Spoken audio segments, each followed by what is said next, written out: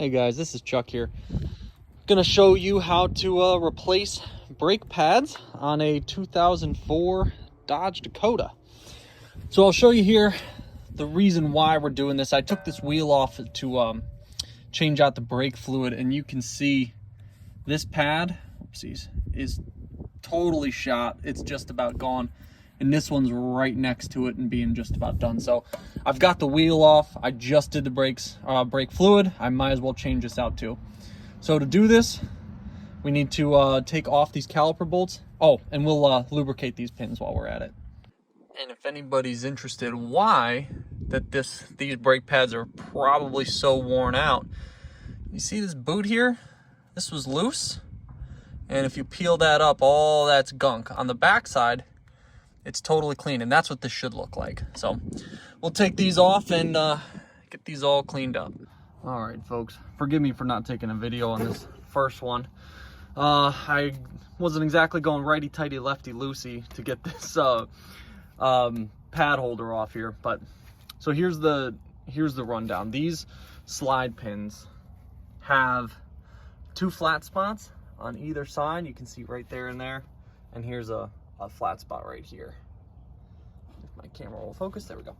So in order to get these off, you take your bolt, which I ended up using a 9/16 on and didn't really round any of the threads. I'm pretty sure this is a metric, so if you have the next size down in metric, that'll probably be better. And then I took just a crescent wrench and held that flat portion of the pin, the slide pin, in place while I turned the screw.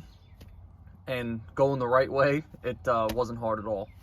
So I was able to wiggle the brake pad holder off, and you can see here are my two pistons. Here's the rest of the actual caliper. And I've got this supported up against the frame with a bungee cord just so I don't have to sit here and hold it. You really don't want to let it hang by the brake line, which is going right into the back here. It's a little tough to see. That brake line is obviously not made for holding the weight of the caliper. It's made for transporting that brake fluid. So these brake pads are basically shot. There's, I don't know, maybe a couple millimeters worth of meat left on these. Definitely worth trading out. I don't know how many miles more these would have. They actually seem pretty flat. There's a little bit of wear, extra wear in the middle. And you can see here's my wear indicator on the very back end, which is pretty close to being, we're pretty close to getting there. And then on this one, which is on the other side, basically the same thing, nice even wear, which is actually surprising, and I'll tell you why. So these are your slide pins that your brakes actually slide along. That way they sit evenly on the rotor. And this one, you know, will squish and move nice and freely, which is what you want. This one is practically stuck in place, and that is not good. So what we're going to do is take these off while we're here, and before we put the new pads on, we'll take these off, clean them, re-lubricate them, and put them back on. Also, you can see there's a lot of rust on this rotor, basically all the way around.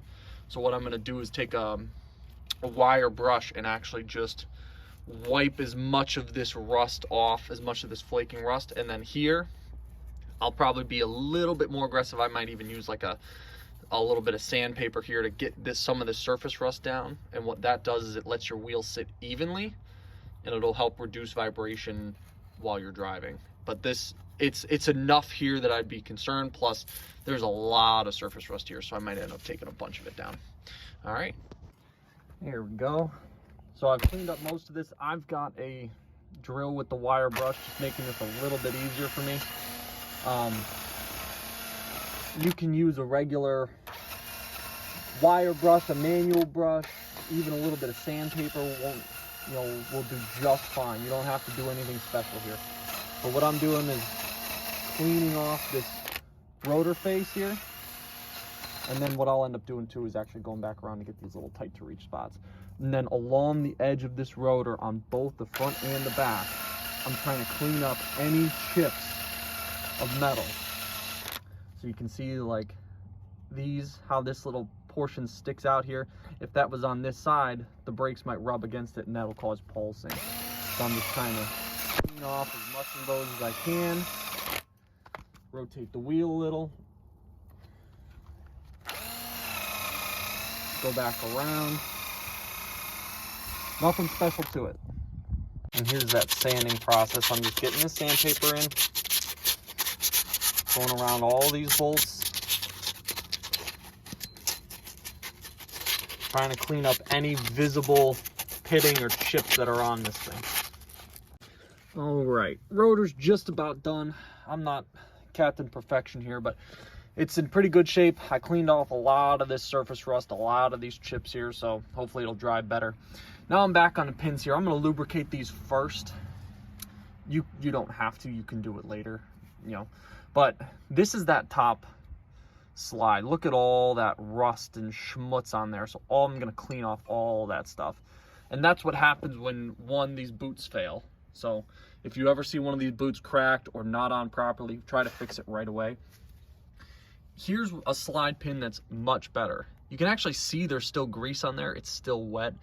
That's what you're looking for. That's in much better shape. This grease it looks a little old to me, so I'm gonna put some new stuff on here anyways, but that's kind of an example of good and bad.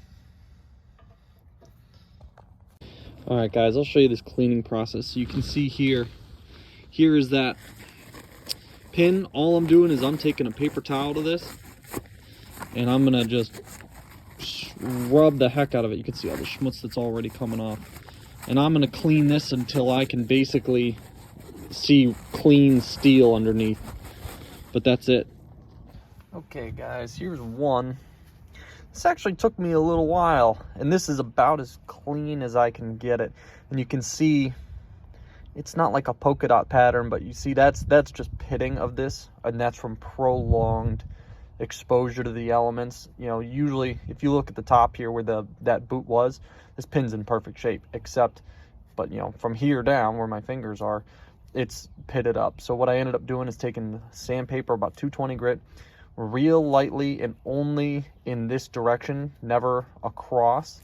Tried to sand off as much of this surface rust as I could, really wiped it down, and I'm gonna hope for the best. So now we're gonna re-lubricate this with some brake part lubricant, and I just happen to have some from Advanced Auto. This is nothing special, but it is designed for brakes. Brake parts pick up a lot of heat, and that's why you want a brake parts lubricant. You don't want to use like a regular grease. I've also seen people use silicone grease, and that usually works just fine because it can handle that high temperature, but don't just use plain old grease. Now I'll show you guys this. I've got just about 3 pea pods, or 3 little peas worth of lubricant on here. Usually I do about 2, but I'm adding this extra one because of all the pitting that's on here, so I really want to grease this up. I'd rather have too much grease than too little grease, if that makes sense. So now I'm going to spread this around just very lightly with my finger, and then we'll put this back in. Once you've got this greased up, you don't want to drop it because stuff will stick to that grease, you know, like dirt, gravel, dust, all that stuff. So once you lubricate it, you want to put it right back where it belongs, in the brake rotor. Now I'll show you guys this. I've got this pin right back in, and what I'm doing is just kind of working it around. I can actually feel there's probably some particulate in the pin housing here, or this, you know, the hole where this pin goes into. So unfortunately, you know, you can blow those out with compressed air. You could try to take a paper towel and wipe them out. It's not bad enough for me to be concerned, but if you push this in and it's like gritty going all the way in, you want to pull that out and try to clean that out. So I'm just working this around, little in, little out, nothing crazy to it, and then I'm going to snap these boots back into place, and then we'll move on to the next one down here.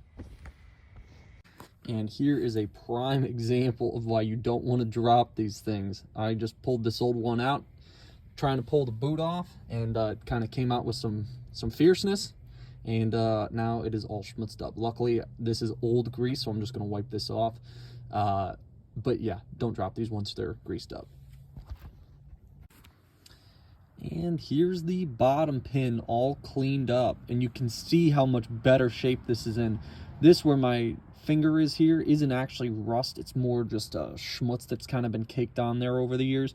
But you can see there's almost no pitting at the end of this slide, and the top end is in really good shape too. So I don't need to sand this one at all. I'm just gonna grease it and throw it right back in. All right, and both brake pins are back in. You can see they've got a lot more squish here. They sound a lot better, they feel better. So now what I'm gonna do is I'm gonna take these calipers and press these pistons back in. On the inside of the car, I'm gonna go in and open up my master cylinder reservoir cap. That way I'm not building up a ton of air pressure on the back end, and that'll just let me push these pistons back in a little bit easier. And the reason you do that is this piston's been worn down so much. These pistons are actually, or this pad has been worn down so much that these pistons are sticking out a lot farther. When you put a new pad on that's got, you know, a lot more meat on it, you're gonna wanna push these pistons back so that it fits. And the way I'm gonna do that, by the way, I just have a big C-clamp here.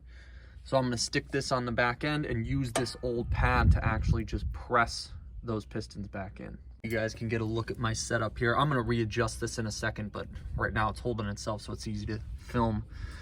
So all I'm doing is tightening this clamp, and you can actually see this piston squish in just a little bit at a time. The reason I'm using this brake pad is because one, my piston is hollow in the center, which by the way, blow these out, you know, either using your own breath or compressed air to get any brake dust out. And it's also gonna compress this evenly. So for example, if I put my clamp all the way on this edge, the other side may not compress evenly. It usually doesn't happen if you take good care of your brakes and replace them before they get to this thin like mine are. But the further out your piston compresses, when you push it back in, the more likely it is to go in not straight, and that'll cause it to jam up and fail. And there you go. That's 2 caliper pistons pressed back in nice and easy. This actually was super straightforward. I wasn't sitting here forcing anything. I didn't really have to work at it. Just twist nice and easy, you know, one-handed operation. And these pistons went back in very smoothly. So I've got my new brake pads here. So I'm gonna crack those open. I'm gonna compare them to the old brake pads. You know, you can see just to make sure that they're the right size, the right shape.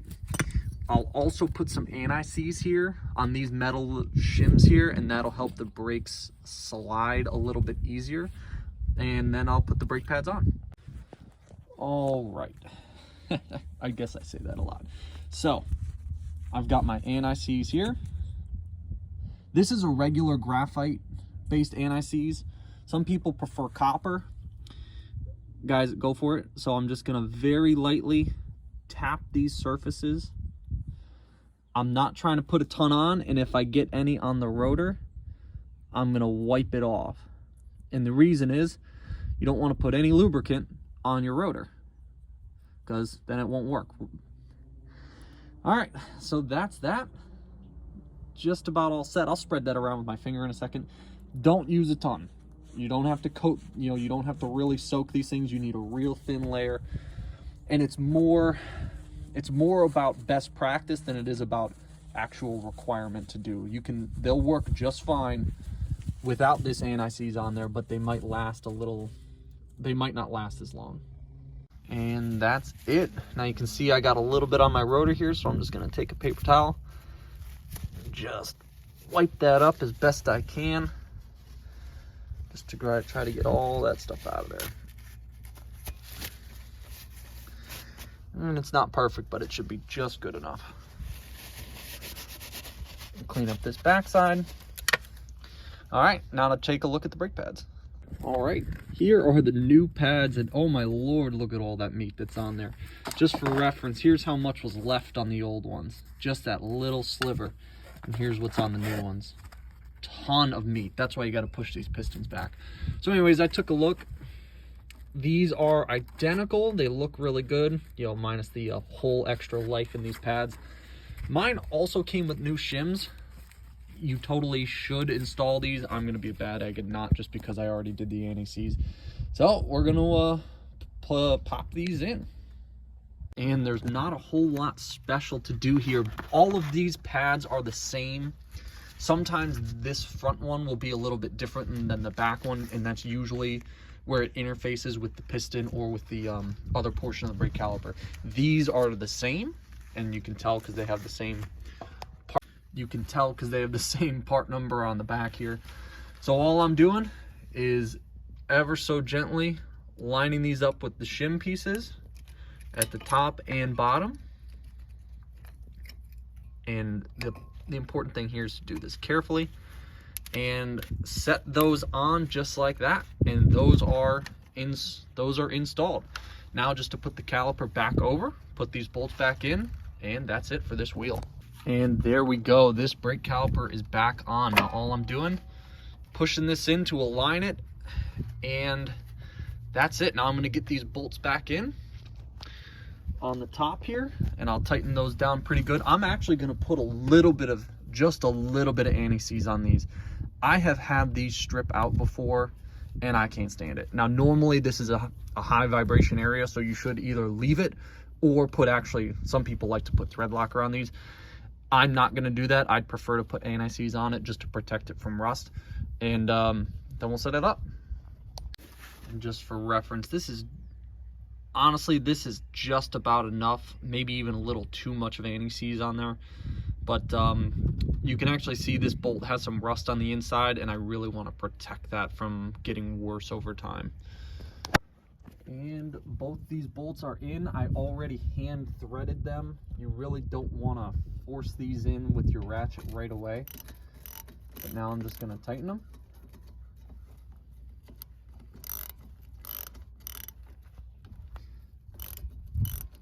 And again, I know these are almost certainly metric, but you might even be able to see here.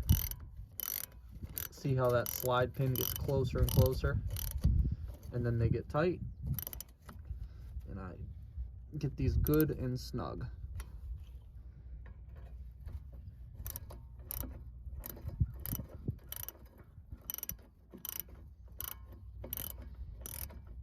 We go. Here we are at the other side, and we're gonna repeat the process. We're gonna pull these pins out, pull the brake caliper off, take the old pads out, give everything clean up. Front here, rotor. This side seems to be in a little bit better shape. We're gonna pull these off and re-lubricate the pins, put it all back together. All right, take these off here. I had to give these a little bit of a whack just to get them loose, but now they're coming out nice and easy. Pull them out the last way. Oh, nope.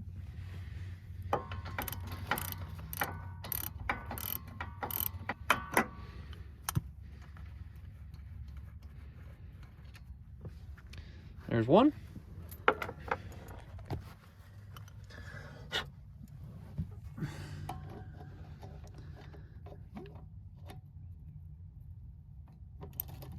And there's both bolts out, so we're just gonna gently try to work this thing off. Sometimes they go easy and sometimes they need a little tap. Now to get this off the gentle way, I'm just getting a big wrench in here. You can use screwdrivers, you can use whatever. The metal can handle it pretty well. And just working at it just a little bit at a time. Okay, so now I'm going to be a good egg and put these new shims in. So to get the old ones out, you just take a screwdriver and pop them out. And to get the new ones in, I'm just going to line them up carefully and squish them into place. They're designed to have a little bit of a compression fit. So that's it. They just squish right in. And that took all of 10 seconds. I wish I had thought of that before when I did the other one. And let's get this one in. Same thing, you just kind of line it up and push that into place on both sides.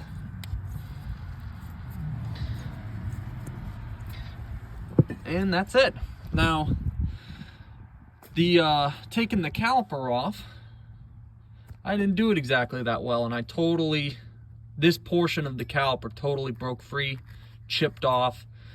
This is now no good, so I'm going to run to the parts store and get a new caliper. And just for reference, here's my nice light coat of anti-seize. I just put that on all the new shim pieces here. Not rocket science, just don't put too much on. You don't need that much.